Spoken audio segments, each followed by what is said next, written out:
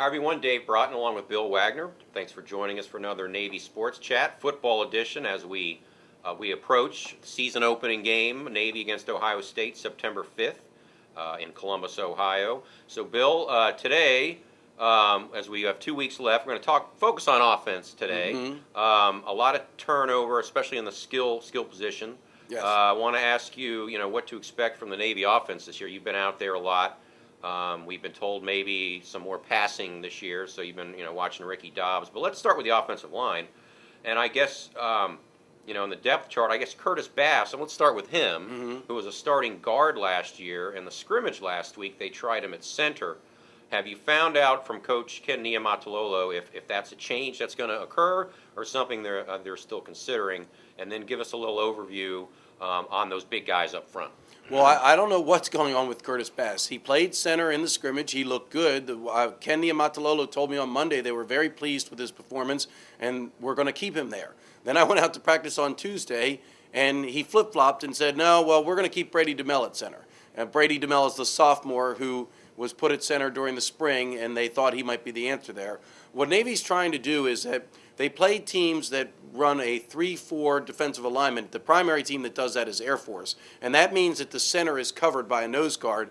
And when that is the case, you need a big, strong center who can take on the nose guard one-on-one. And they were hoping that Brady DeMel would be that guy, and now I think they may be having second thoughts. My guess is this: they're getting Curtis Bass ready to play center in case once they get into games, Brady DeMel doesn't prove to be the answer there. Then they can make a switch. But I think for now, they think their best option is to keep Brady at center and Curtis at guard. But I think they want to cross-train the two of them so that they can flip-flop when necessary. Perhaps when they play Air Force, Curtis Bass goes to center and Brady to guard. Elsewhere up front, they have two very good tackles. Jeff Battipaglia and Matt Malloy both played last year. They are returning starters. I think they're very comfortable with their tackles. Curtis Bass had a good year last year and is be solid at whatever position he's playing. The question mark's Brady DeMel. He is the new starter. He's a young pup, sophomore, big boy, but he's young and inexperienced. So he's probably the only question mark up front. Well, now, as we mentioned, Navy might be throwing the ball a little more this year. In the past, Navy fans have grown to appreciate and almost expect, this Navy offense when they're running smoothly to just, 12-play drives, 80 yards, chewing up clock. Is this offensive line versatile enough to continue to be effective in the option but also pass block? Is that going to be a problem as we move forward, and Navy might have a more diversified offense? That's a great question, Dave, because therein lies the big thing. Ricky Dobbs is clearly a very good thrower.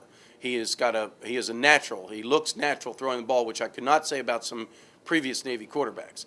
On the surface, you want to take advantage of that skill, but you can't do it unless you can pass block, and that has been an issue with Navy over the years. They just don't have the type of linemen who are, the size and skills to pass block. And in obvious passing downs, whenever they've gotten themselves into third and long and it was obvious passing downs, teams have been able to get pressure on the quarterback because they're just not taught to pass block. They spend so much time on run blocking and what they do for the option that pass blocking is not a big element of their practice.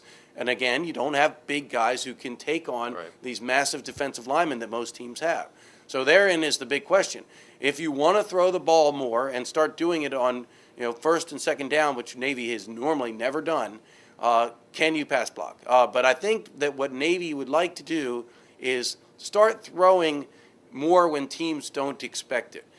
Up till now, they've been throwing primarily when they've had to. 3rd and 8, 3rd and 9, those type of situations. I think they want to start maybe throw on first down when opponents are not expecting them to do so. Well, now you've been out at Navy practices for years now, and this season so far, are you noticing are they throwing the ball all around? Are they really? And is Ricky Dobbs? Does he seem like he's comfortable and is he throwing a nice ball? Yeah, well, the two scrimmages that they had, I think they came out and opened up with 6 of the first 8 plays were pass plays. So it is quite obvious to me that they have an intention of emphasizing the pass. And again, as I've said before, and as Ken Niumatalolo has said, they're not going to turn into Texas Tech and start throwing 40, 50 times a game. But I asked Ivan Jasper, the offensive coordinator, the other day, how many passes did Navy average last year? He told me 6. Well, you double that, it's still not that many passes. Yeah. So, again, I don't think they're going to throw even 20 times a game. But if they throw 12 to 14, that's still a major increase over years past. And again, Ricky Dobbs is a good passer. You'd almost be foolish not to take advantage of that. Well, and on the positive side, maybe even just the threat of the pass will Exactly. open things up for other stuff. So let's talk about some of the other skill position players. Fullback Eric Atani gone, Shun White gone. Who are some of the guys that are going to be carrying the pigskin this year? Well, it looks as though sophomore Alexander Teach is going to be the starting fullback, and they have several guys behind him, and it'll be, I think Eric Katani was in the game 90% of the time last year. They did not spell him much. So I think this year you're going to see more fullbacks rotating, but the starter is going to be this fellow Alexander Teach, and he is not like a traditional Navy fullback. Since Navy started running the triple option when Paul Johnson returned, they've had a big bruising fullback. They had Kyle Eckel, then they had Adam Ballard, Eric Katani. These guys were all big, 6'2", 260-pound types who could hit it up in the middle and run over a linebacker. That is not Alexander Teach's game. He is converted halfback. He's more your traditional tailback size. Decent size, about 220, but not like these other guys who are 240, 250. But along with that, he's got better moves. He can get into the hole and make a guy miss. He'll get in the hole and cut instead of running over linebacker. He'll cut around him. So you're going to see a different style of fullback this year. And I think Alexander Teach looks to me like he's going to be productive. But again, they have Kevin Campbell. They have Vince Murray. Those two guys are more in the mold of the previous fullbacks they've had who are kind of big bruising guys. So I think you'll see more of a rotation this year, but Teach is a guy that they're looking to carry the load at fullback. And how about who are going to be the targets for Ricky Dobbs when he goes back to pass? Well, they've got last year, every time they passed, they threw to Tyree Barnes. He was the go-to wide receiver. If they were going to throw, he was the target. I think this year they're going to spread the ball around more. They've got a number of wide receivers. Gary Myers, Doug Furman, Mike Shoup. They've got like 6 or 7 guys. In one of the scrimmages when Ricky completed several passes, I think 9 or 10 passes, he had a very good day throwing. He spread the ball around to 7, 8 different receivers. So I think that's going to be the case this year. And again, that's going to make their passing game more dangerous since there's not one receiver that everyone knows is getting the ball. They're going to have the ability to spread it around. And then I should have mentioned when you were talking about who was going to carry the ball, slot backs.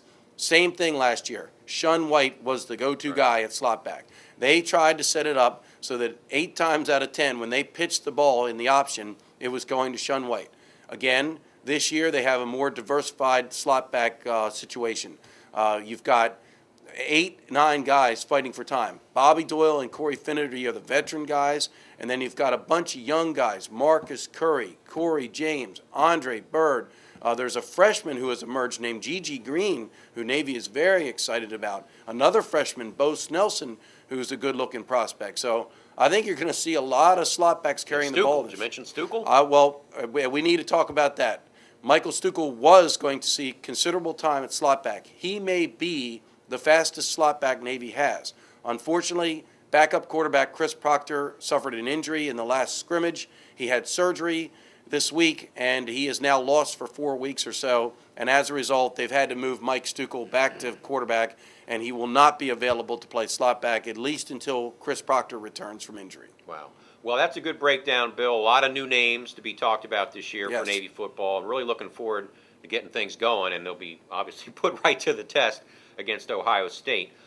So next week, Bill and I will kind of talk more about the defense and also really get into specifics about this matchup with Ohio State It's game week. and what Navy needs to do to pull off an upset going in as more than a 3-touchdown underdog. But hey, Appalachian State beat Michigan a couple years ago. It could in a happen. season opener. So still got to play the game, and we'll talk really in depth next week about Navy Ohio State.